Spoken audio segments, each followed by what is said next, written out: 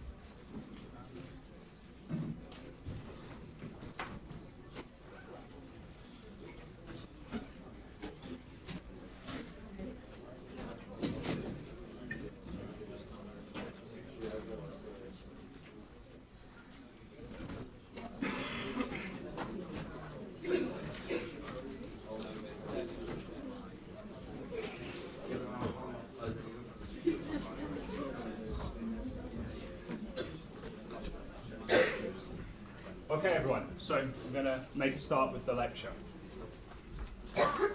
Okay, so the first couple of weeks, what we've done is introduce you to international relations as a discipline, and last week I looked at the historical development of international relations. Today we're going to begin to press forward and look at some of the key perspectives, key theories within international relations that scholars of IR use to explore and analyse the world. So to give you a brief outline of how the lecture is going to proceed, I'm going to look at today the first of the core theories of international relations, what's sometimes referred to as classic realism. Okay, classic realism. We're going to start by looking at the main assumptions of this theoretical perspective. We're going to look at the idea of a rational actor. What do we mean by a rational actor in international politics? We're going to look at realism, again in past historical civilizations. The idea that realists put forward is that this is a timeless theory, a timeless perspective, one that can be applied at various points throughout history. So we're going to look at some examples of realism in history, and in particular, one of the scholars who's sometimes referred to as sort of like the father of classic realism, a guy called Thucydides, who was writing about the Peloponnesian War between Sparta and Athens many years ago. Then we're going to move forward and look at realism today. Yeah, so how is realism applied to analysing the international system in contemporary politics? I've got a couple of seminar-style activities, a couple of questions for you around some of the issues that come out of the realist perspective. We're going to finish with some arguments against realism. Yeah? So how do we go about critiquing this approach to international politics, and in particular using a case study to get at that critique. Okay. So, as a sort of a recap, last week, what did we talk about? Well, I outlined what international relations is about and how we go about defining the subject. And I introduced you to, for the first time, that history, that story we tell about international relations as a discipline. What were the four great debates in international relations? What were they? Just to recap, okay? So we had the first great debate between the 1920s and the 1940s, right? Those core theories of international relations in the initial part in which the discipline was conceptualized, right? So idealism versus classic realism, right? The idea that we could find a way to prevent war from happening in the future through the use of liberal institutions like the League of Nations. But then you have the 1930s, the failure of liberal ideas, and the Second World War, and the growth of realism as the core theory for understanding how international relations is conducted. Then after the Cold War, you have between the 1950s and the 1960s a debate between what's called traditionalism, yeah, the traditional theories, realism, idealism, and behavioural approaches to international relations. And this is just very simply a debate about using the methods of the natural sciences to explore the social world.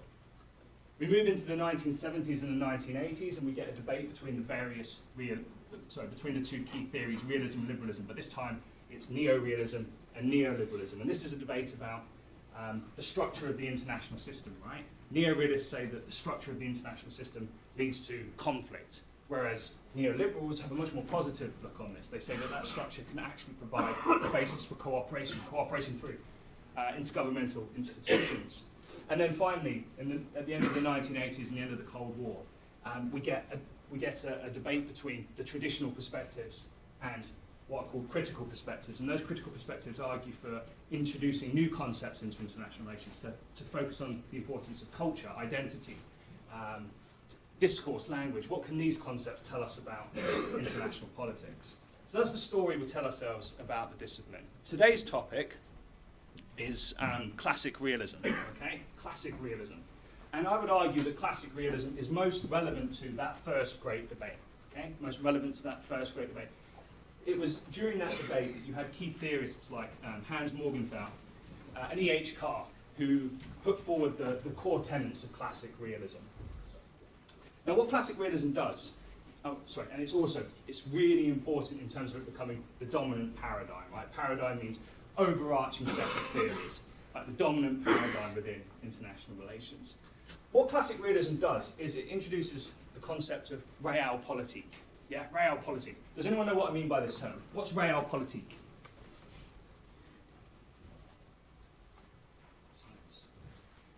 Any ideas? No? Okay, so what realpolitik refers to is it refers to politics or diplomacy based primarily on power. Yeah? Politics or diplomacy based primarily on power. And by this we mean a specific focus on what we call material factors, things that we can measure. Yeah? So the size of your population, the size of your military, the number of troops that you have, right? All of these are material factors that we can use to measure power, rather than explicit ideological notions or moral or ethical premises. Yeah? So it's not about conducting international relations through norms and values and ideals. It's about international relations conducted through power. So a couple of examples that we might use. You could think about Hitler, 1938, in the Sudetenland, right? So in 1938, Nazi Germany effectively annexed northern, southwest, and western parts of Czechoslovakia that were collectively known as the Sudetenland. And this was done through diplomacy, right? Okay, it was done through diplomacy, through negotiations between the key actors, and they were held between the British, the Czechs, and Nazi Germany. But the negotiations were held under the threat of force by the Germans, yeah? So they were able to annex it without engaging militarily through the use and the threat of force. And that leads to appeasement, and obviously one of the key reasons for the Second World War. Another example we might use, we might think about the United States of America or the United Kingdom supporting authoritarian regimes like Saudi Arabia, who are, at this point in time, very much in the news. All right? So in terms of the UK and Saudi Arabian relations, right? Very key in terms of the arms trade. Right? Under David Cameron, the UK sold £6 billion worth of military equipment to Saudi Arabia. Yeah, £6 billion worth of equipment. It's also, the UK has also sold weapons to 24 out of 27 countries on its own humanitarian concern list. Yes, countries that are of humanitarian concern. The UK still sells weapons to those countries. And obviously Saudi Arabia is currently engaged in support for a proxy war in Yemen. I'm going to come back to that later, but I just want to show you a little clip in terms of getting across this idea about the way in which national interests and power trumps ideological notions of cooperation, like in international relations. This is a short clip from the BBC on the on the international arms trade. And in particular, the UK. Almost $100 billion a year. That's the value of the global arms market. And Britain is a huge player, second only to the United States in cash terms. In total, deals worth £7.7 billion were approved last year. Arms sales are licensed by the government, but as we'll see, countries the UK has human rights concerns about can still buy British arms. So who is buying? Well, some big contracts in the last decade include helicopters to Norway and South Korea and fighter jets to Oman and India. But one region buys big. Last year, 2/3 of all UK defence orders were from the Middle East, with Saudi Arabia the UK's most valuable client. In the last few years, the UK has delivered to Saudi Typhoon jet fighters and thousands of missiles and laser-guided bombs. And contracts for more hardware have been approved. MPs are upset now because Saudi Arabia is engaged in a conflict in Yemen and they are worried British arms are being used. Saudi is also on the list of countries the British Foreign Office thinks are of human rights concern. Billions of pounds of defence export licences have actually been approved to almost all the countries on last year's list, including rifles and body armour to Sri Lanka and Afghanistan, and cryptographic technology to pretty much everyone from China to Zimbabwe. There are strict criteria for granting export licences, and the UK government says all these deals are compliant, and licences are refused or revoked if they don't meet the guidelines. Britain is a major player in a trade that involves many countries in a complex web. The world's biggest exporter is the USA. It shipped arms to 61 different countries last year. Okay, so the purpose of just briefly focusing there on the arms trade is to get this idea across to you about realpolitik, about politics conducted through power and national interest. I'm going to return to the Saudi Arabia example and the issues that come out of that later on in the class. All right. that example also kind of feeds into some of our classic assumptions about some of the assumptions that underpin classic realism as an approach to international relations. Okay, so what does realism say about human nature? This is the first of our assumptions. What do you think it says about human nature? Do you think they're positive about human nature?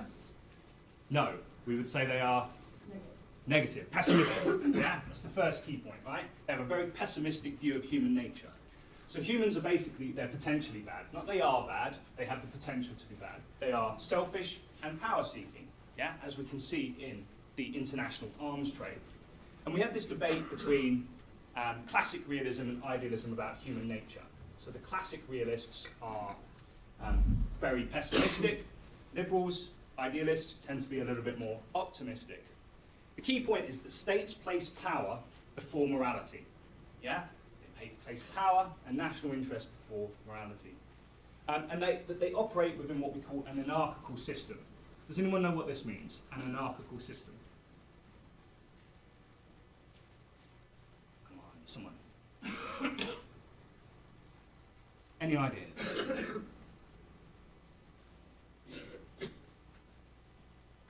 No? Feeling quiet today, are we? Okay. An anarchical system. What that means is no higher authority than the states. Yeah? There is no authority above the states to tell states what to do.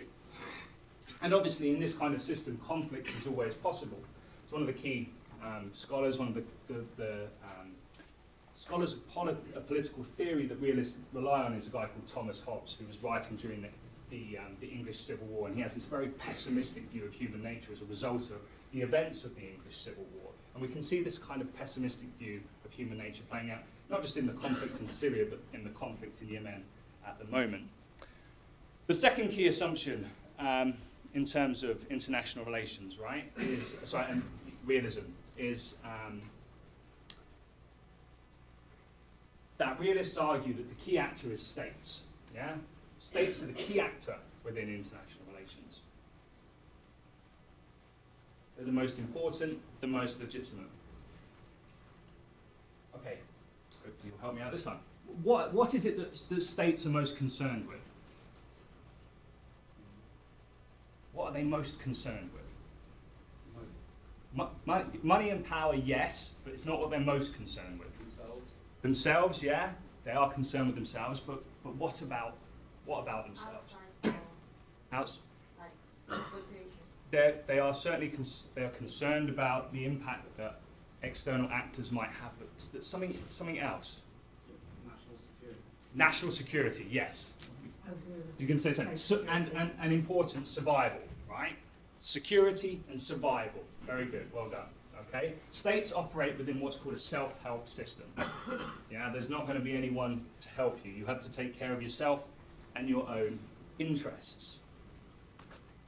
So under anarchy, states can only ever trust in their own abilities to ensure survival and to ensure the national interest is met.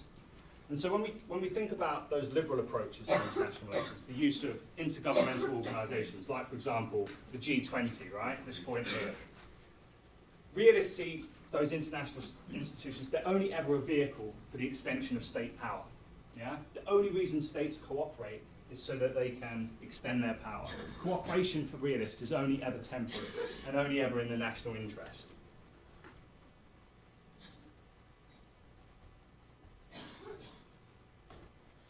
Okay, what kind of actor do realists say states are?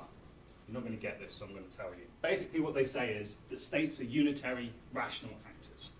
Yeah, states are unitary, rational actors. It's also worth noting that liberals view states as rational actors, and I'll explain that a little bit more next week.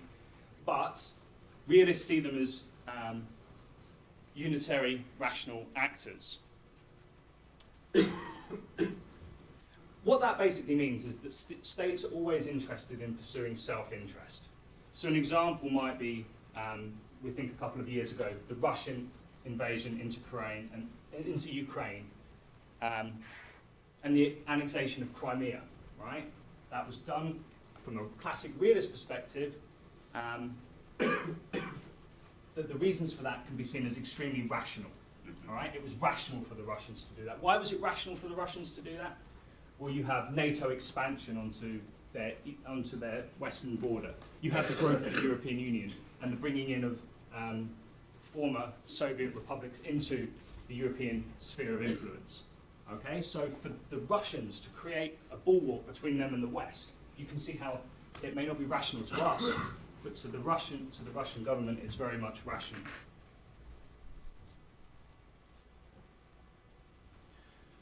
Right.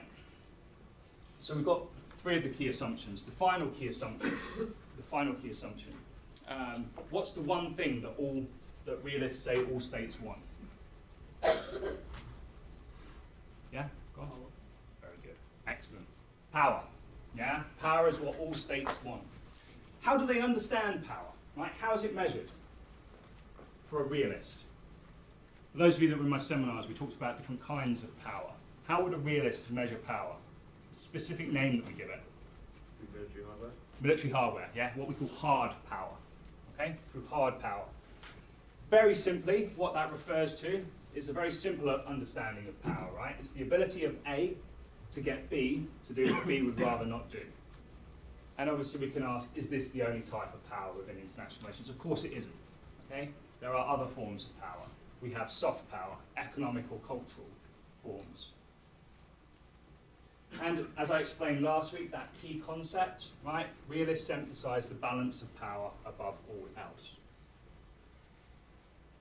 They emphasize the balance of power above all else. Yeah, the balance of power being a system in which all states are militarily equal.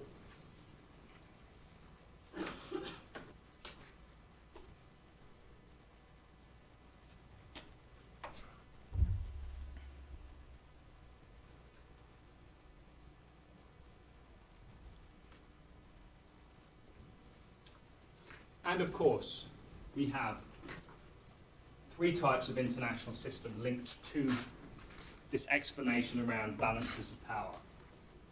As a hint there, they are called polar systems. Does anyone know what these three systems are called? How we would describe international relations? How would you describe it in terms of a polar system during the Cold War? Bipolar, excellent. Okay, so if you have bipolar, you also have unipolar, which might refer to, for example, that period immediately after the end of the Cold War, when the United States of America was the key actor in international relations. And of course, multipolar systems. Last week I talked about the concert of Europe, and equal balance of power between the key actors in Europe before 1914.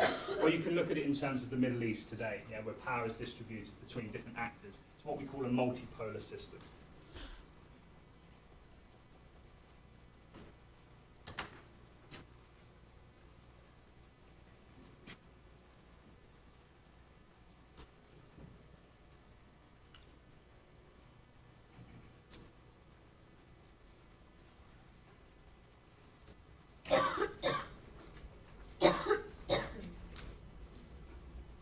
Okay, so we have our four key assumptions of the classic realist perspective of international relations.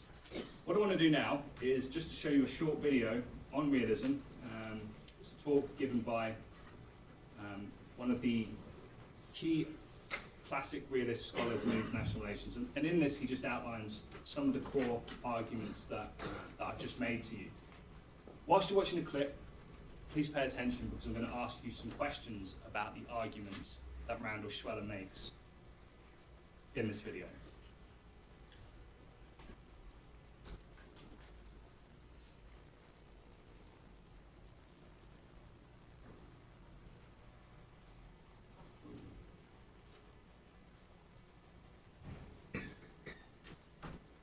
A realist walks into a bar. Realist walks into a bar and orders a half-empty glass of vodka.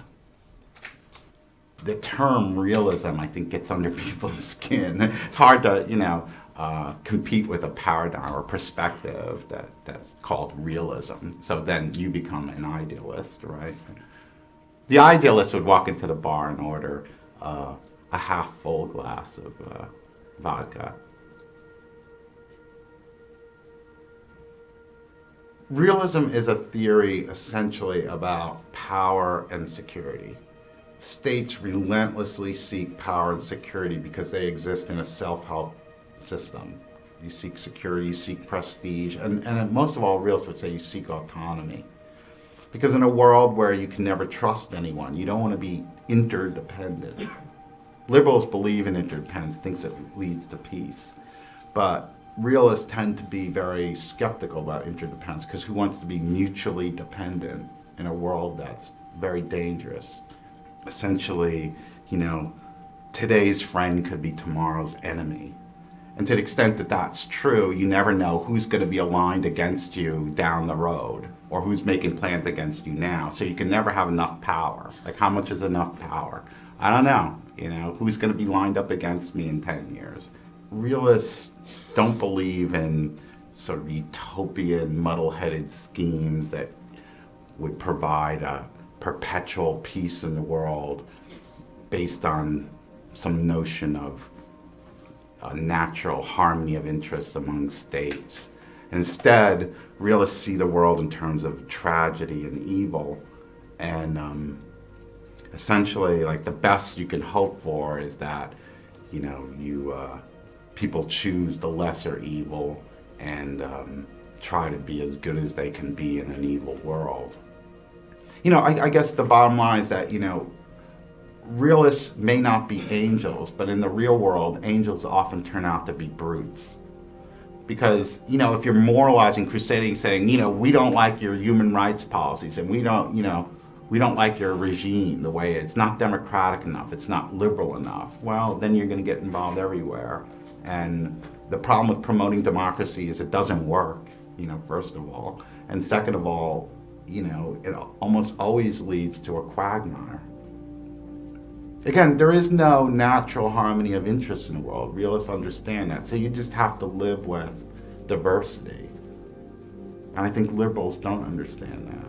Most of American wars have been, particularly since the end of the Cold War, have been all about promoting democracy and human rights. And liberals would actually say that the only just war is one that promotes human rights, whereas a realist would say the only just war is one that promotes the national interest. And if there are no threats in the environment, well, then you retrench. So essentially, if I had to give one sort of, view of how realism sees the world, it would be sort of a Hobbesian war of all against all in a state of nature. The state of nature meaning there is no 911, there is no world government, it's just everyone out for themselves. Which doesn't mean that war always occurs, it just means that the danger of war is always lurking in the background of all international politics. Okay. So, you don't need to note this down, just some quick questions to make sure you were paying attention whilst that video was playing. And the key points, right? What does Schweller say realism is essentially about? Two concepts. Excellent. Power and security. What does he say about a just war? What's a just war for a liberal? One that promotes human rights. Okay, good. And a just war for a realist? Excellent. Well done. Right. Liberals would say the only just war is one that promotes human rights. For realists, it is the national interest. And obviously, war is always lurking in the background. What does he say about realism and Hobbes? You mentioned Hobbes very briefly. Yeah? They take that Hobbesian view that said it's a kind of state of nature, that there isn't any one sort of state. Excellent. It's a state of nature, right? It's a war against all against all. Okay? A war of all against all. Those are the key points about realism that Schweller is putting forward. Good. Well done. Good to know that you're all paying attention. Right. What do we mean when we say that a state is a rational actor? What does that mean? What do you think it means?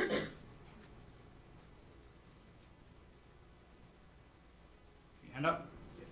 Is it their rationale can't be questioned by other nations? Okay, yeah, that's developing it. Absolutely, yeah. That depending upon your perspective, you can view your action as rational. Others might not view it as rational, but you might view it as rational, okay? There's a very specific meaning to it. And it comes from another discipline. Any ideas? No? Okay, so basically what it refers to is, basically the very simple logic behind it is the idea that states will act in a way that will lead to them to benefit. Yeah? Will lead them to benefit. So when realists are talking about it, what they're talking about is what we call instrumental rationality. Okay? Which basically, what that basically means is it's a sort of an economic calculation. Right? What's the most cost-effective way to achieve a particular goal without reflecting on the worthiness of that goal? Yeah? How can I go about achieving what I want to achieve without concerns for morals or ethics or anything like that? Right? It's about choosing the means most likely to achieve a particular goal. Right? So it's not about morality. In the realist view, it's about power and security. And we can see this in terms of, say, for example, states that side with dictators, yeah? Or authoritarian regimes. At which point I want to return to what's going on in Saudi Arabia at the moment, right? So I'm sure you've all noticed, it's been in the news for the last couple of days. There's been an allegation, right? The alleged murder or assassination of a Saudi journalist Jamal Khashoggi. And it's drawn condemnation from the United States of America and the United Kingdom. But what's interesting about that condemnation is the language that's used, right? It's very diplomatic. It's very limited in terms of its condemnation, and especially from the United States of America. Why is that? Why is that? We have this outrage over this. Now, there is some outrage, right, over this. So there's definitely some outrage over this. But there's no outrage over the civil war that's currently occurring in Yemen, and especially in terms of its internationalization, right? It essentially becoming a proxy war, the role of the Saudi Arabians and Iran. If you're not aware of what's going on in Yemen at the moment, what you have is a battle being fought between Houthi rebels that have taken over the government and members of the Zaidi Shia Muslim minority, and they're backed by Iran, and the Yemeni government, right? Forces supported by a 10-man coalition of mostly Sunni Muslim nations, which is led by Saudi Arabia and also the United Arab Emirates. And what's going on here is that the foreign powers involved have been accused of exploiting the crisis to expand their respective spheres of interest within the region. So what happened was Houthi rebels forced the Yemeni government from power in September 2014, whilst the Saudi-led coalition began by targeting the Houthi military strongholds in response. Its bombing campaign quickly shifted, right? And it shifted to target civilian targets. And this is according to the World Peace Foundation.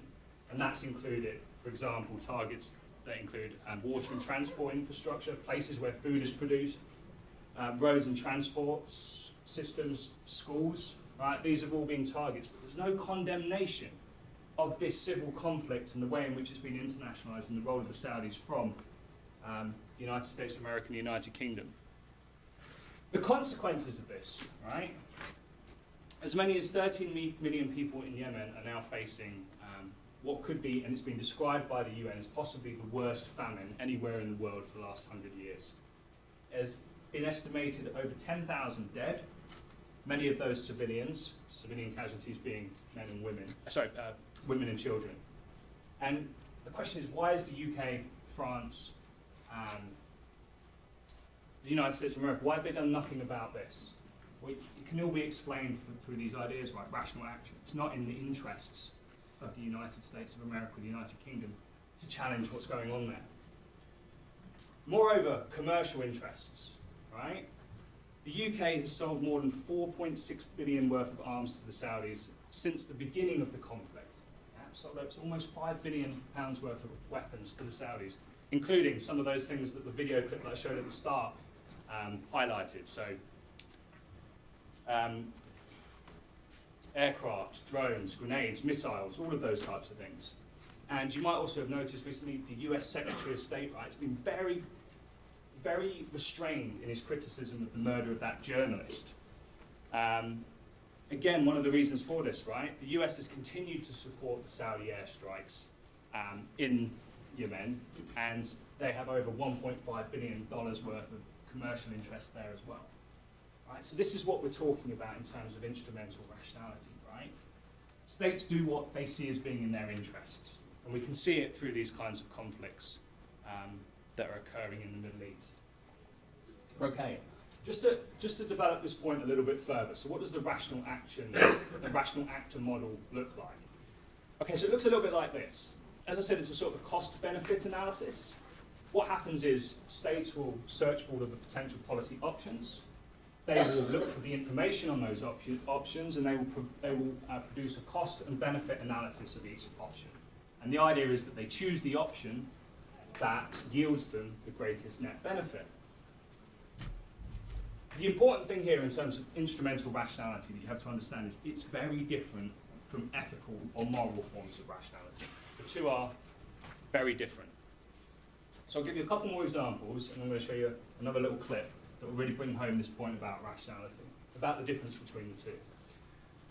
Right. Take, for example, groups that use suicide bombing or terrorism, right? We would say that those activities, to launch a terrorist attack against innocent civilians, that's morally reprehensible. And I'd agree with that, we'd all agree with that, right? But that doesn't mean that it's irrational. It doesn't mean that it's irrational. If you're an actor, a political actor, and you decide that the only way in order to advance your cause is through the use of violence, then it can become a rational action. And we might morally and ethically disagree with that, but from the perspective of that actor, it can be viewed as potentially rational. Yeah? They made a decision that by carrying out this act, it serves their interest. The benefit of it, of drawing attention to that cause, outweighs the negatives of the loss of civilian life.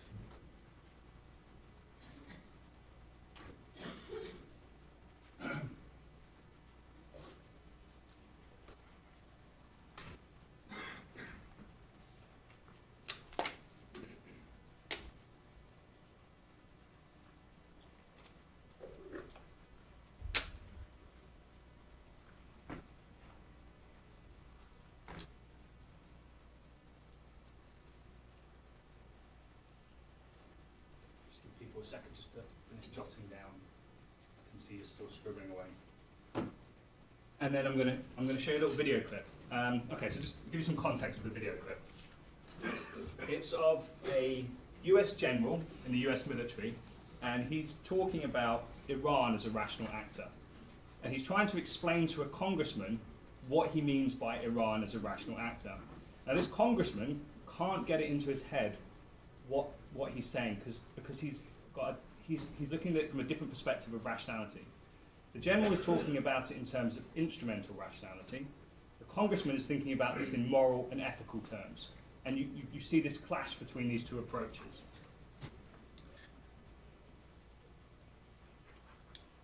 Once I've shown you the clip, because I've been talking at you for 40 minutes, I'm going to give you a short moment, the person next to you, to have a couple of minutes discussing the issues that come out of this clip. So 3 questions for you to be thinking about whilst you're watching. It's only a short clip, it's only a minute and a half, 2 minutes.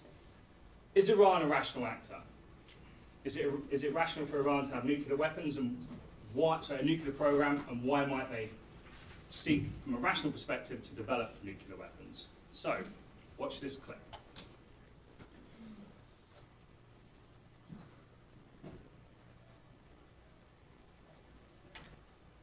General Dempsey, I want to visit a comment that you made recently regarding the nation of Iran, and the statement that, and I think I have the quote correct here, that stunned me and many of my constituents, and that is your quote, "We are of the opinion that Iran is a rational actor," unquote.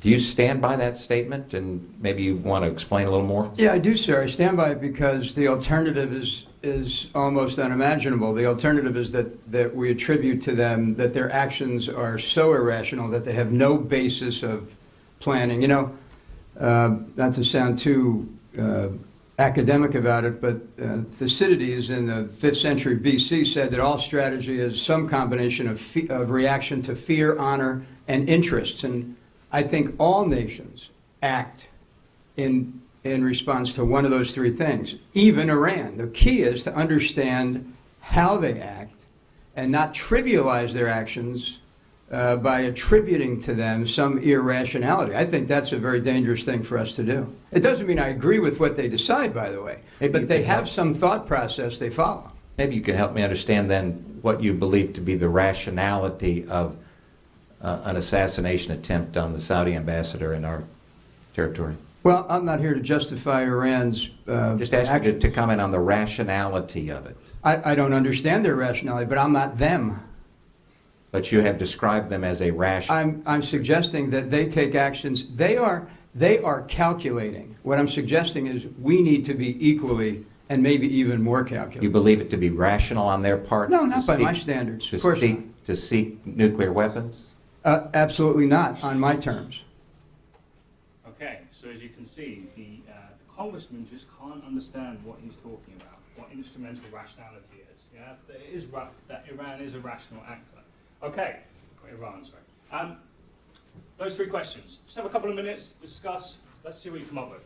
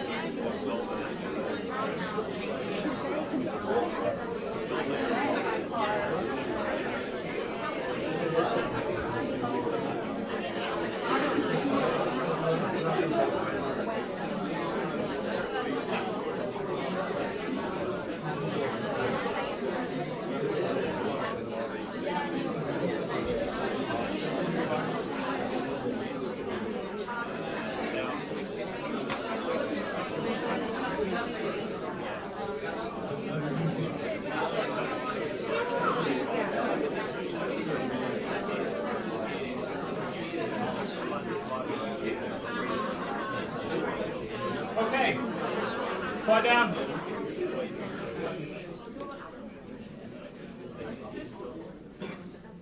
Okay, so, does anyone want to help me out then? Is Iran a rational actor?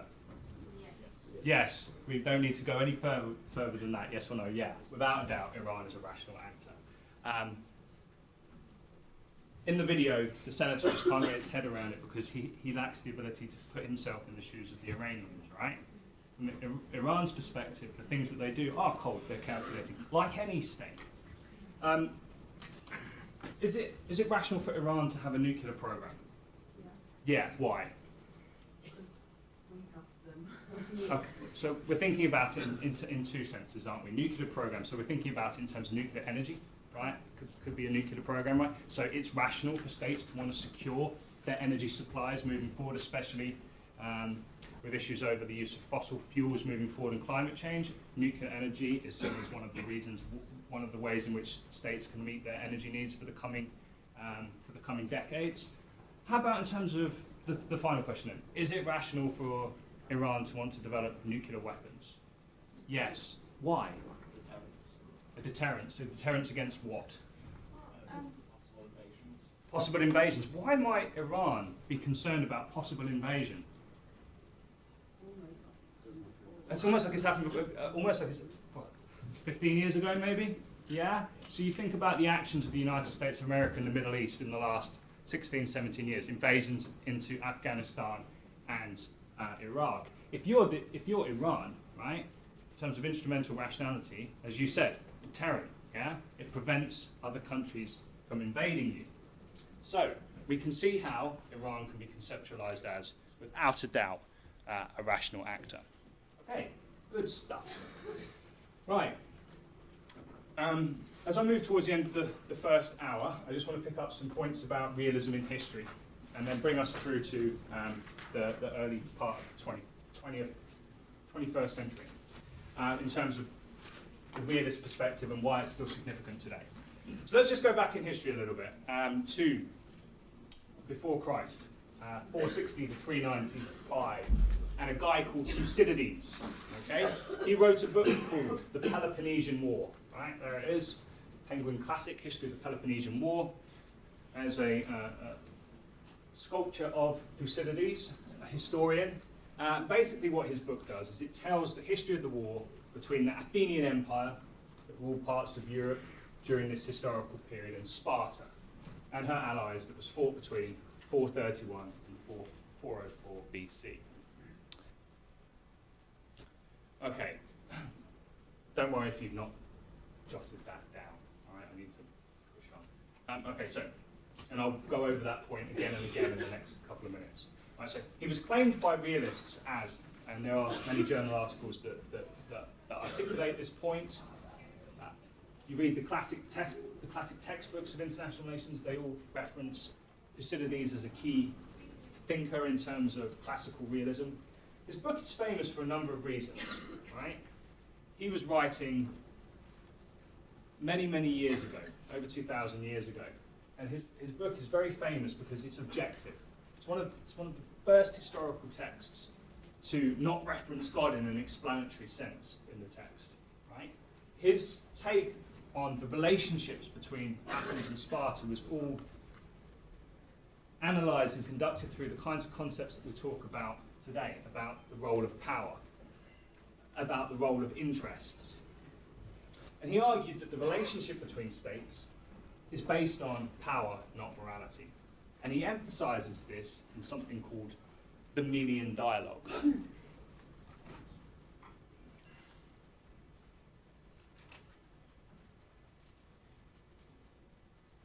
I'm going to come back to that slide. I just want to quickly show you where it is so that I can push forward.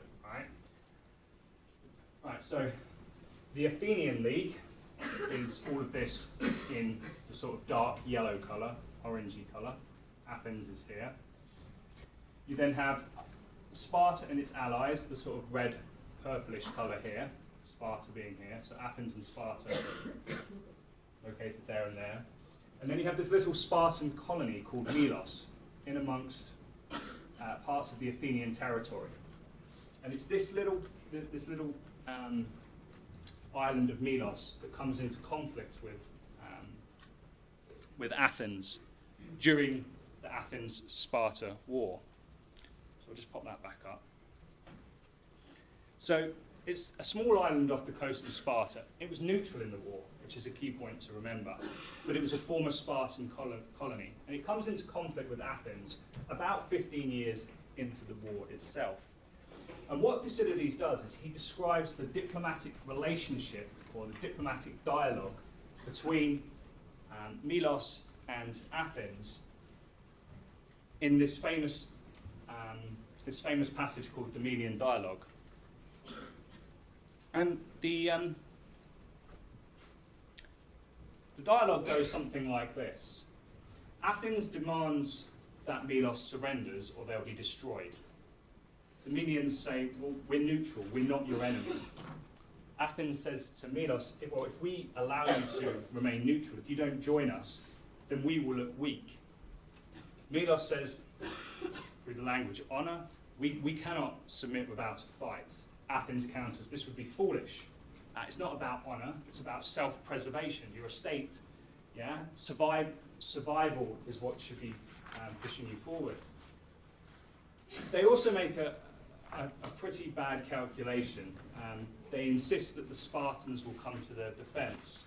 The Athenians say that there's no shame in submitting to a greater power, to the imperial exercise of power over Milos, but they're politely dismissed by the Melians.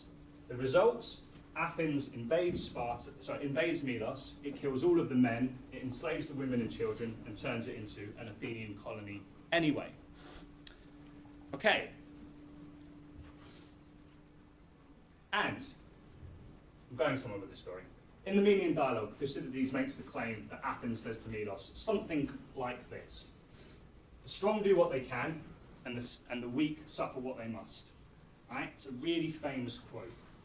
And it's really famous in terms of realist perspective because it very much underpins the realist worldview of international politics, right? The powerful actors within the international system are the ones that matter the most. They are the ones that have the authority and the power to enact international relations in the way in which they most see fit.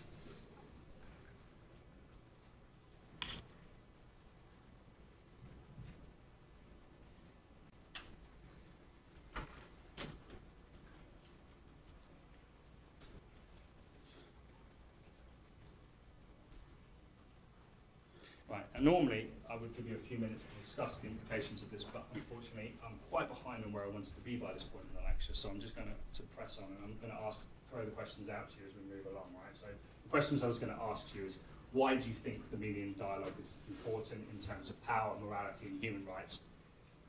I'll work through that without asking you guys your thoughts, but think about the second one whilst I'm talking, right? Can you think of any parallels with the recent past or today, right? Think about it in terms of the conflicts between Athens and Sparta, the interference in the affairs of a neutral actor by Athens. Can we see this repeated at other points in human history? Okay, so why is it important in terms of morality? Well, in terms of morality, it opens up many arguments about the extent to which moral consideration should underpin international politics and the relationships between states. And also questions about the limits to imperial power or coercion. Should it be limited? Yeah, Milos was neutral in this conflict. Was it really necessary for Athens to destroy it and repopulate it as an Athenian colony? Human rights, okay? It's worth noting that Athens was a democracy, but it refused those democratic rights to other states that refused to yield to its power. And then finally, power, right? It raises the question over whether weaker states should yield to the wishes of stronger ones, right? The Melians had a choice, not much of a choice, but they still had a choice, and they made the wrong one. But I guess the key point of the story from a realist perspective is that very much power triumphs over justice and morality. Now, can you guys think of any parallels with the recent past in terms of the Melian Dialogue or the conflict between Athens and Sparta? Thinking of one particular historical conflict. Yes. Okay, yeah, Israel-Palestine, not the one that I was thinking of, but you could potentially construct it in terms of that disproportionate power relationship between the two actors. Any others? The Cold War, okay, so that's where I was going with this, the Cold War, and in particular the United States of America and the Soviet Union, and some of the kinds of activities that the United States of America got up to during the Cold War.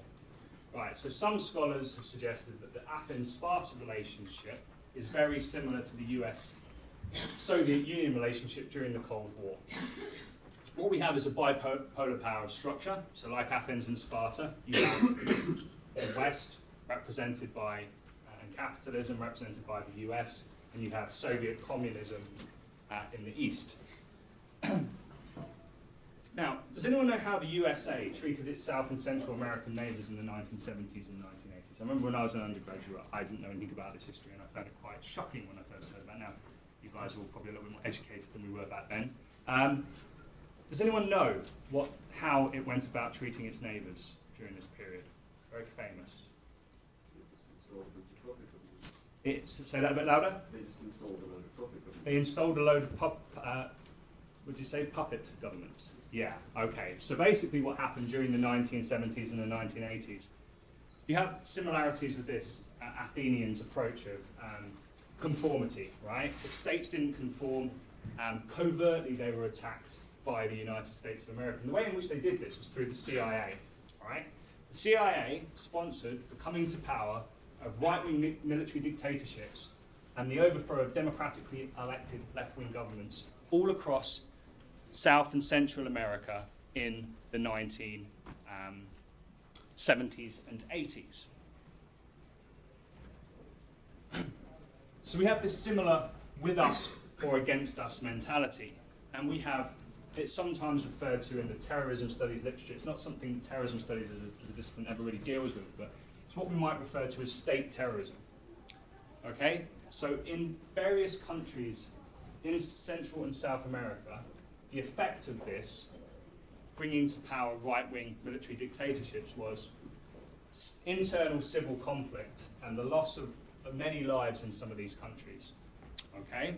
So, in Guatemala, 150,000 people were killed as a result of the overthrow of that government. A further 50,000 people went missing. In El Salvador, 75,000 were killed, and an unknown number went missing. In Nicaragua, 50,000 people lost their lives. And in Chile, the democratically elected government of Salvador Allende was overthrown and replaced with the right-wing dictatorship of General Pinochet. 3,000 people died, 100,000 exiled. And Alexander George, if you're interested in this history, you can go away. There's a book in the library. It's called Western State Terrorism. He argued in 1991, the plain and simple truth is that on any reasonable definition of terrorism, taken literally, the United States of America and its allies are the major supporters, sponsors, and perpetrators of terrorist incidents in the world today. Because what he does is he reframes acts of conflict within those states as forms of state terrorism. So it's a controversial argument, but one that you can go away and look at. From the American perspective, though, why would they do this? Right? It's very simple. National interest. Realism explains this. I want to finish this hour by just playing you one final clip that really brings home the logic of realism by looking at what happened in Central and South America. So it's about 3 or 4 minutes long, and it's a clip of one of the CIA agents who played a key role in this part of US history.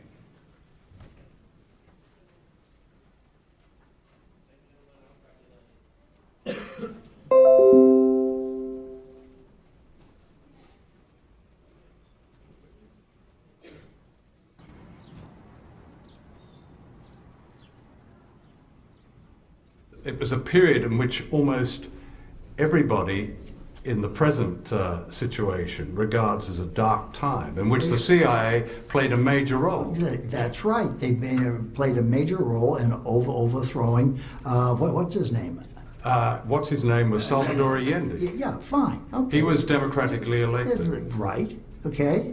Is that okay to overthrow a democratically elected government? Is it okay? It depends on what your national security interests are. Are you denying that Pinochet caused huge suffering in I that don't, country. I am huge, I don't buy. That he committed crimes, I agree.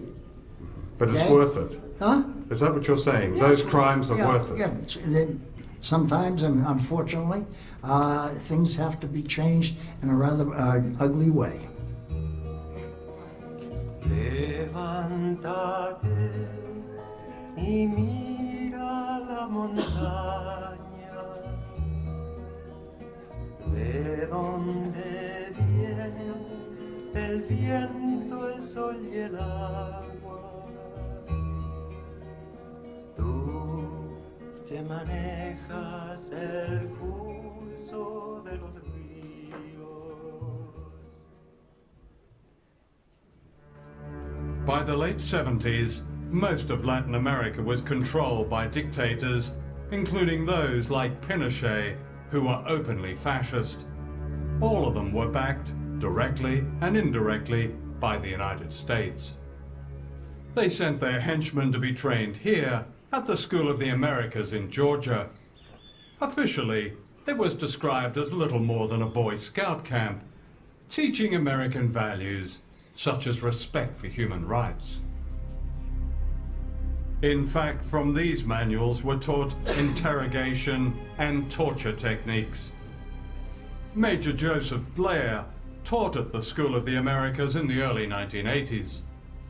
The doctrine that was taught was that if you want information, you use physical abuse, you use false imprisonment, you use threats to family members, you use virtually any method necessary to get what you want. Torture? And killing. Killing. Killing. If there's someone you don't want, you kill them. If you can't get the information you want, if you can't get that person to shut up or stop what they're doing, you simply assassinate them, and you assassinate them with one of your death squads. I'll stop that there. Okay, taken from the Pilger documentary, War and Democracy. If you're interested, the link's there to the entire documentary. Go away and watch that later on.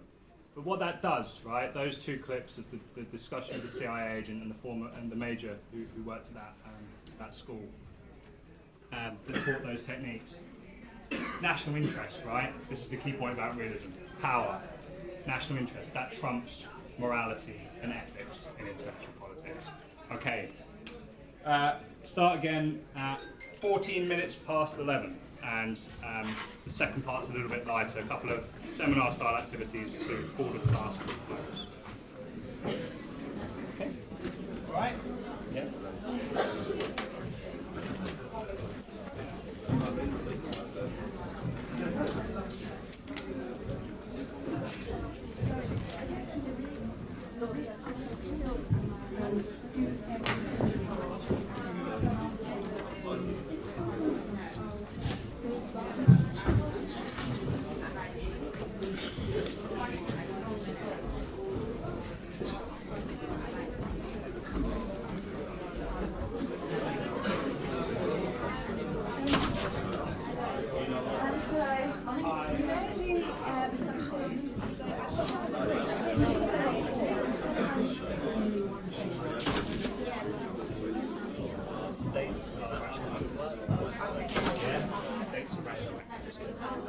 And remember that works for realism and liberalism.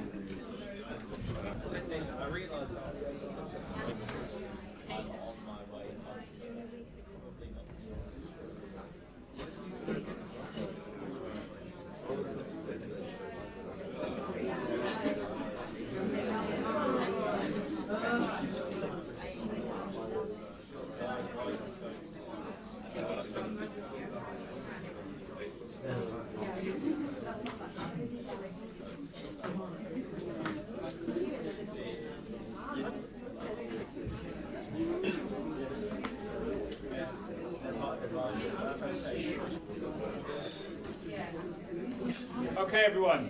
It's about 14 minutes past, so I've had a 10-minute break. I'm going to start again. So, before I move on to something a little bit more interesting in terms of a couple of activities, I just want to recap some of the core tenets of realism as a theoretical approach. And in order to do that, before I do that, just to be really clear for all of you, this isn't on my slides, to be really clear for all of you, right? Classic realism and neo-realism. There's a difference between the two, right? And it's about what explains the behaviour of states. So if you remember one thing from this lecture, especially for when you're writing your exams and your essays, it's this difference between the two. And I'll pick it up again in a couple of weeks when I talk about neo-realism, right?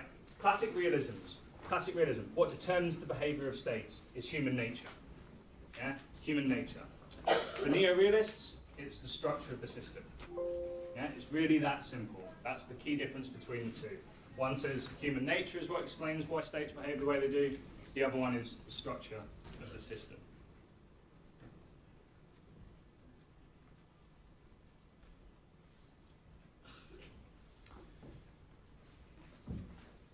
Okay, so take away one thing, that's it. The key difference between the two. Classic realism, human nature, and neo-realism, structure of the system. Okay, so as I said, I want to just recap some of the core tenets of the realist perspective by just briefly introducing you to three of the key theorists whose work realism is based upon. All right, so the first one is someone called Thomas Hobbes. He was an English philosopher, an English political philosopher who I mentioned at the start of the class, and he was writing during the period of the English Civil War. He wrote a very famous book. Does anyone know what the book was called? At the top there. Very good. Yeah, Leviathan. Leviathan. Right, you'll finish jotting that down? Yeah, can I move on? Shout out no if I can't. No, okay. Okay, so Leviathan, right? So basically what it is an account of how human beings act when in the absence of government, right? When in the absence of sovereign authority. When we are operating in, as classic realists like to say, an anarchical system, right? There is no central government to constrain what actors are doing. And he calls that the state of nature. Right? He calls that the state of nature. So Hobbes has this really pessimistic view of human nature. And it has to be understood in the context in which he was writing. So as I said, he was writing during, I'm moving on now, by the way. He was writing, there's Hobbes. He was writing during the English Civil War. And the reason he's so pessimistic is because of the number of people who lost their lives, right? 190,000 people in England. 100,000 people died from war-related diseases. 60,000 died in Scotland. 600,000 died in Ireland, right? So this kind of explains why he's so pessimistic over the human condition. And he argues that men will always act in their own selfish interest. Power comes before acting in a moral way. And this is because states are interested in one thing and one thing only, which is survival. So his key point is that states are operating in, or the state of nature is a state of war of all against all. Yeah, what we heard talked about in that video earlier. And the argument is, for classic realists, that this international system is an extension of that logic, right? There is no Leviathan. There is no overarching world government that can constrain states and stop them from carrying out their own national interests. And it is that anarchical system which means that no matter what we do, human society, human civilization, there will always be war and conflict. The second key theorist is a guy called E.H. Carr. All right?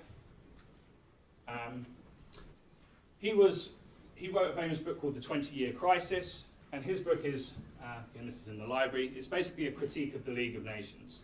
It's a critique of those liberal ideas that I talked about last week that were favoured by those who championed the League of Nations. And he argued that actually the reason for its failure is all of the things that we've discussed, right? National interest. And he focuses on power, like all realists, and he concludes that survival is what concerns states most. And then the final theorist is a guy called Hans Morgenthau. He's the key theorist in terms of what we call political realism. So the ideas that underpin this, and again, it ties into those key assumptions that I discussed earlier in the class. Right? He wrote a famous book called Politics Amongst Nations in 1948. And he puts forward five key propositions. He says that the international system is defined by objective laws that have their roots in human nature. National interest is defined in terms of power. Power can be identified objectively. Morality is not important in international relations. And the political sphere, domestic politics, is autonomous and separate from the international, right? So the 5 principles of political realism. So these are the guys, these are the theorists whose work provides the basis, the foundations of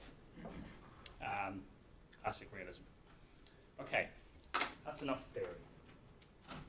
Now we're going to look at realism in terms of a very interesting case study. And whilst I'm talking, I'll give you a minute to discuss this. I want you to think about everything I've said today and whether you think realism is right. Is realism the most realistic theoretical perspective for explaining international relations today?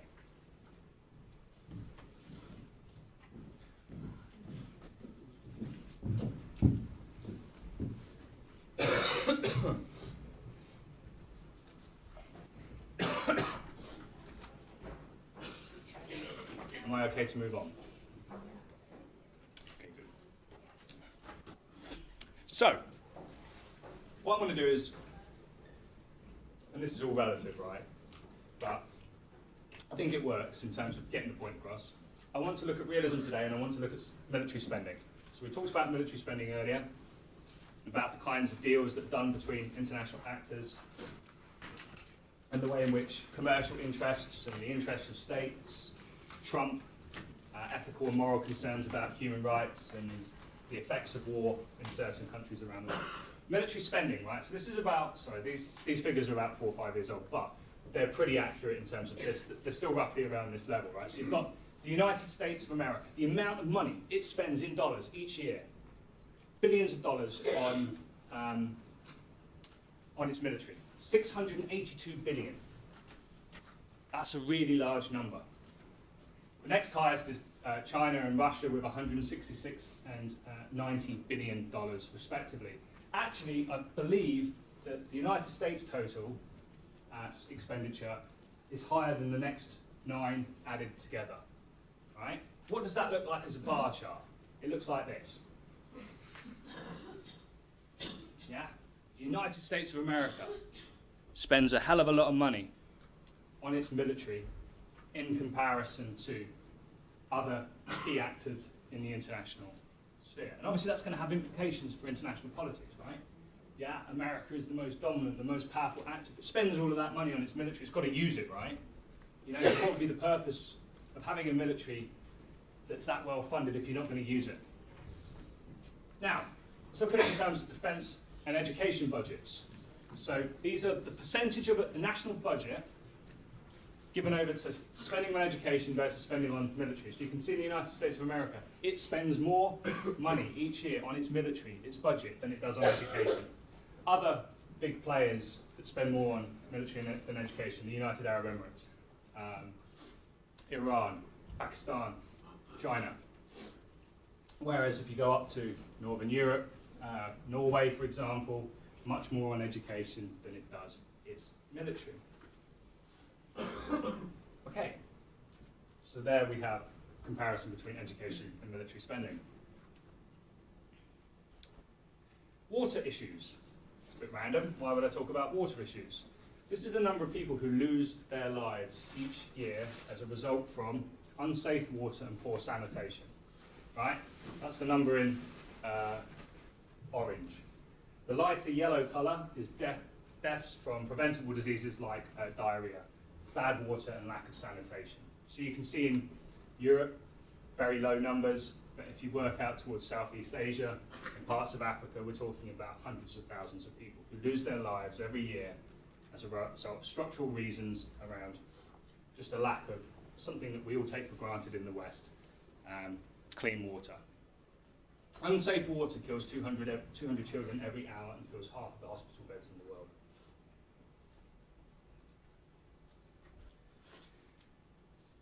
A third of what the world spends on bottled water per year, it has been estimated, could pay to provide water for everyone in need. Does anyone know what the bottled water market is worth in dollars in 2012? billions of dollars? Have a guess. 6 billion? No? A little bit higher. Anyone else? 15? $65 billion on bottled water. That's what that market is worth. That's insane, right? 2018, do you know what that figure's jumped to? $165 billion. Oh yes. That's what we do. We spend money on bottled water, right? Insane. Okay. Water issues. For every dollar you spend on providing clean sanitation, it's estimated it's worth $8 in terms of the economic and social benefits that it brings to a society. So, my questions to you are, with those figures in mind, is realism right, yes or no? Yes or no? Which theoretical perspective, is it the theoretical perspective that best explains international relations? Take a couple of minutes to discuss.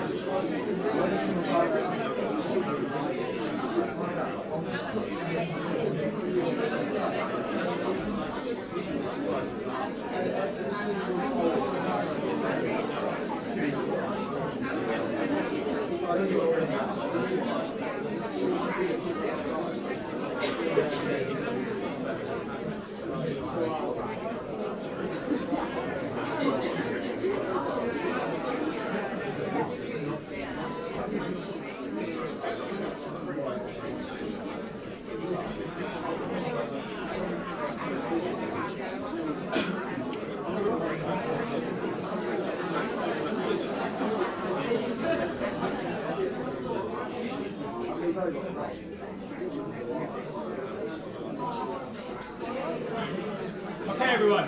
Hopefully that was long enough to discuss that question. Very simple then. Who wants to make an argument for realism? Is realism right? Yes. Why? So where's the next question? why? Because if you look at the way the world is being run, everyone is sugarcoating what they're actually doing, but at the end of the day, they are actually doing what's in the best of their national interest. Okay, interesting point, all right. So states use the language, the language of liberal values, of humanitarian intervention, of human rights, of international law, but that's just a cover for states pursuing their own national self-interest, and that's what realism argues. Let them stop this weapon selling to Yemen, because if they sell it, if they stop it, the war will stop, because initially they will run out of weapons, but they would not, because it's a huge chunk of them. Like, Yeah, it makes it much more difficult, doesn't it, for if they stop weapons sales to countries that are on their lists of humanitarian concern. Makes it much more difficult for those wars to be waged if you take away the weapons. Do you have a point? That we weren't saying it's right. We're saying it's the way to describe how it is. Okay, so it's the most accurate Yes. reflection of international politics as it's currently conducted in the international sphere. Yeah? Anyone else? Any other arguments in support? I think it has been right to get to the point at which we're now. But now, because of the new problems in the world, like global warming, because of such problems, materialism with idealism, so liberalism. Liberal value, yeah. Yeah, so a point as we sort of start to move away, I'll come to you in just a second, a point as we start to move away from the realist perspective, that there are certain issues that really do transcend what states can do by themselves, and they can be challenged with things like climate change. How do you go about preventing climate change? States can't just pursue their own national interest on that, they have to cooperate, don't they? And the only way to do that is through international institutions. So there are challenges, there are issues that potentially challenge the realist worldview. Yes? I say, like, you can't really take idealism, like, to its full extent, just like you can't take realism to its full extent. Because if you take idealism to its full extent, you'll be in every single country in the world whose policies that you don't agree with. But if you take realism to its full extent, you completely ignore those atrocities. So you have to kind of take like a liberal realism, which tries to promote sort of like liberal values, etc., while also acknowledging limitations of the international system. Okay. Like if you were to stop selling arms to Saudi, then that would strengthen the power of Russia and China, for example. But that doesn't mean that you can't seek to promote those values elsewhere in other countries that you might have a bigger chance of. Okay, so a point there that both of the theoretical perspectives potentially have some truth in terms of liberalism and realism, in terms of explaining the world, and that maybe a middle pathway between realism and some of the more idealistic elements of liberalism might be the most appropriate way to pursue international relations. Okay, anyone else? How about arguments against realism then? Do we see any problems with this perspective? Yes? It's very negative, and I feel like it's used as an excuse to continue to act the way that states act. So because realism is put in place, people feel like it's okay to continue to act in the national interest rather than for human rights. Very, very, very good points, right? So one of the big criticisms of realism, and I'm going to come to a list of criticisms, is very much that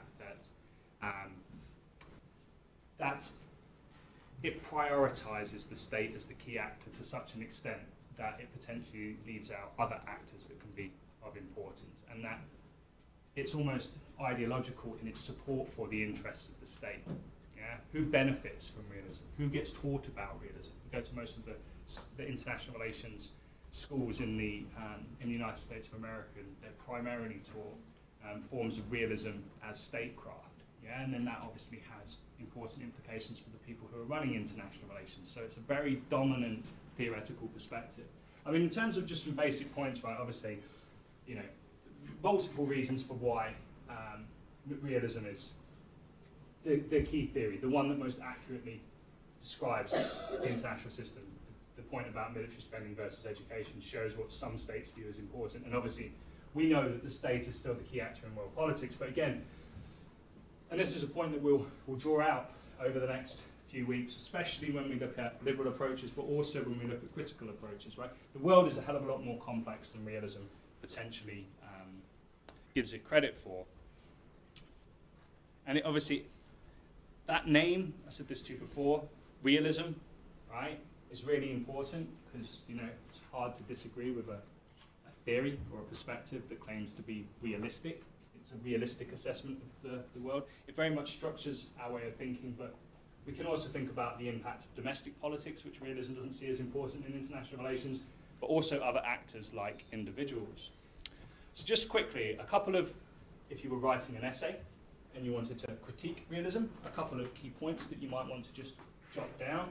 In terms of challenging realism then, the first is, so there's a guy called Ken Booth, who's an international security theorist, and he's been very, very critical of realism. In a book called Theory of World Security from 2007, he outlines 10 real important criticisms of realism. I've only picked the ones that I think are most important for you at first year level. But the first is that realism is not realistic, right? It isn't, or it doesn't provide an accurate picture of the world.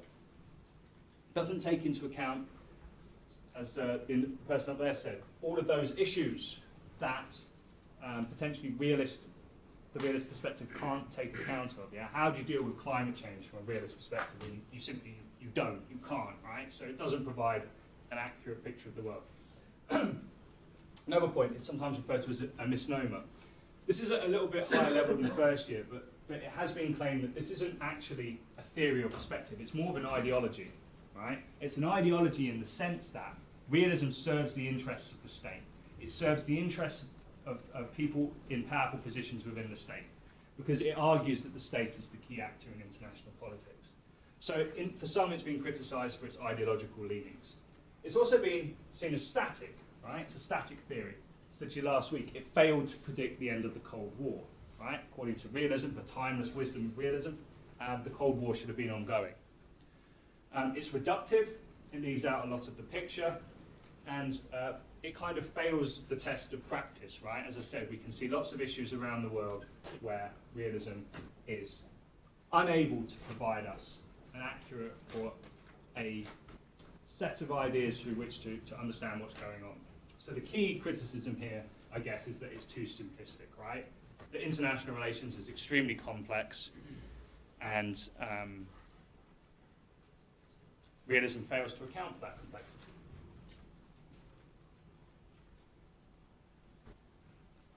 So the person you want to go away and look at, if you're interested in those criticisms, as I said, is a guy called Ken Booth, 2007, Theory of World Security.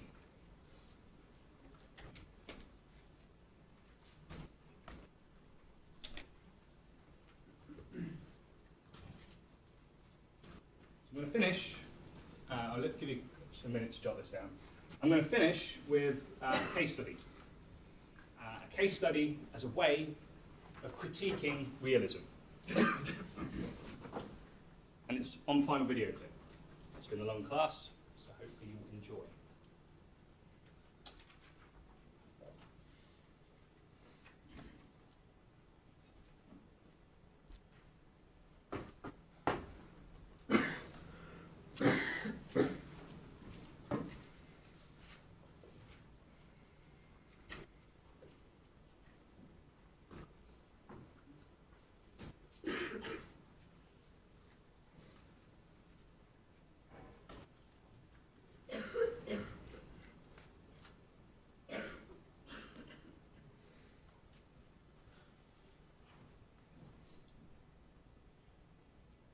Am I okay to move on? Yeah? Okay. So, challenging realism then. A case study. One final example as a way of critiquing this perspective. Obviously, if you write an essay on this, don't use this example. There are plenty of examples that you can use to critique realism. I would not suggest using this one, unless you reference it correctly, not using my lecture notes. So challenging realism. Does anyone know who this is? Yeah. By now, everyone kind of has an idea. What's her name? Malala Yousafzai. Okay, she was an 18-year-old. Oh, sorry, she isn't 18. She's 20 years old now. Sorry, from Pakistan. She's an education activist. She lived in the town of Mingora, which is in the Swat district of Pakistan's northwestern Khyber province, which is relatively close to Afghanistan. Why is she famous? Two reasons. Yes. Wasn't she shot in the head before the first school? She was shot in the head by the Taliban for trying to go to school. And the second reason, she's the youngest winner of what? The Nobel Peace Prize, yeah. Quite an achievement for someone under the age of 20. Amazing. Okay, so her story goes a little bit like this. In early 2009, at the age of about 11 or 12, she was writing a blog under a pseudonym for the BBC, and it detailed her life under Taliban rule. And in particular, her views on promoting education for girls, because the Taliban had been basically running riot in that part of Pakistan, and they'd been denying young girls the opportunity to go to school. And it made her a target for that group. And on the 9th of October 2012, she was shot in the head and neck in an assassination attempt by Taliban gunmen. She was unconscious and critical for a period of time before her condition improved enough for her to come to England for specialist care. And since then, she's improved, she's got better, she's continued to pursue her education and promotion activities. I think she's now been given a place to study at Oxford.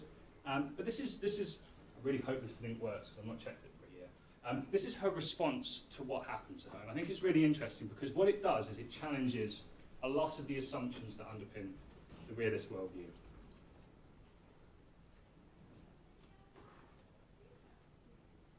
Let's suppose that you're writing a really important email to a colleague.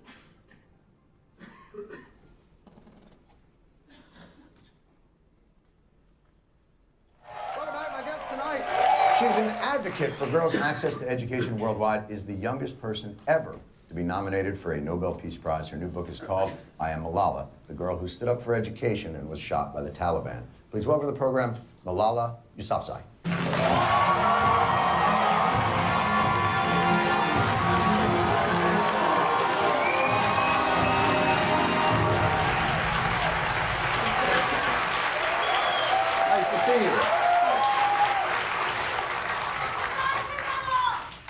Thank you for being here. Thank you so much. It's an honor for me. It is an honor for us. I know me. This is, by the way, we talked a little bit before the show. Nothing feels better than making you laugh. I will say that. Well, I enjoyed that very much. I am Malala. It's honestly humbling to meet you. You're 16. Where did your love for education come from? We are human beings, and this is the part of our human nature, that we don't learn the importance of anything until it's snatched from our hands. And when, in Pakistan, when we were stopped from going to school, at that time, I realized that education is very important, and education is the power for women. And that's why the terrorists are afraid of education. They do not want women to get education because then women would become more powerful. Exactly right. When did the Taliban come to Swat Valley? Because before then, you describe it as a paradise of sorts. Taliban came in 2004, but at that time they were quite good. They did not show the terrorism, and they did not blast any school at that time.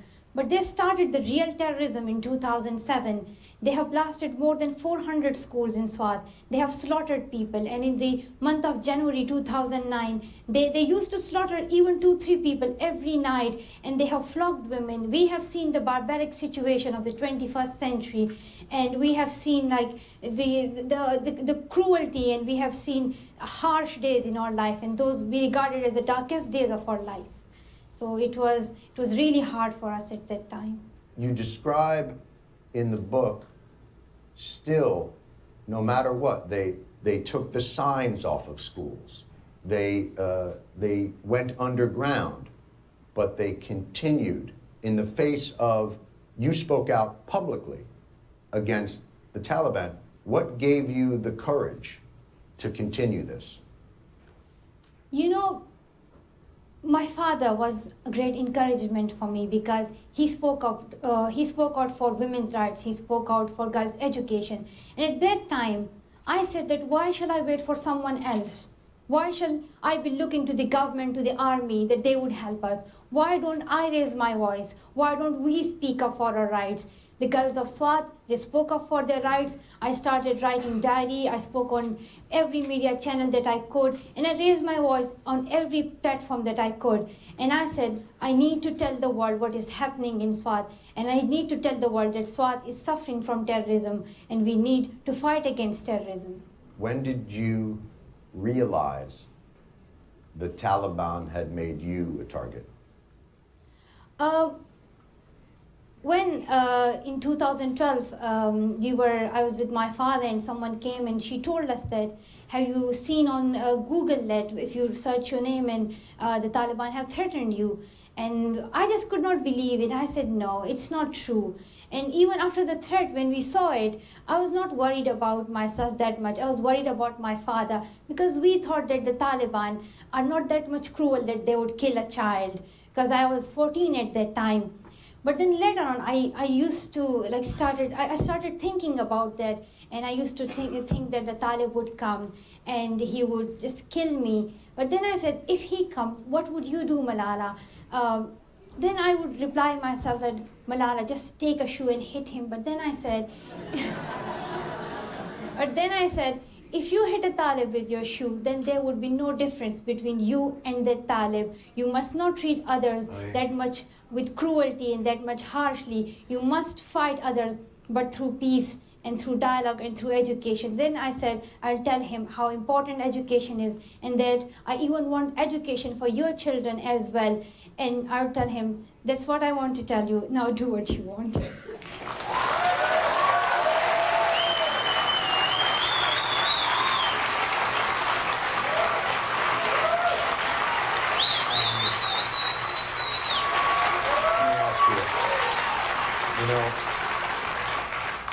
I know your father is backstage, and he's very proud of you, but would he be mad if I adopted you? Because you sure are swell. Could you stick around? Okay, so why have I selected that interview and that case study as a challenge to realism? Right? A couple of reasons. Right? The reasons are this. Individual agency, right? In realism, it assumes that it's only really the state that has the power to change world politics. But what this demonstrates is the power of an individual, not even a representative of the state, one person to, in many ways, influence world politics. Right? It's a focus on a specific case study that goes beyond the narrow lines of realist inquiry. Right? In the realist tradition, this story, or what we might call a narrative, would not be considered a legitimate subject for the study of international relations. But obviously, it's extremely important. But more than that, right, it's the message that she articulates, right? She promotes the opposite of Western military thinking and that realist doctrine. She says that the Taliban are not an enemy to be destroyed in order to ensure survival or to prevent terrorism. They're to be engaged, they're to be educated. We shouldn't respond to the Taliban with hate and violence. It should be through negotiation and dialogue.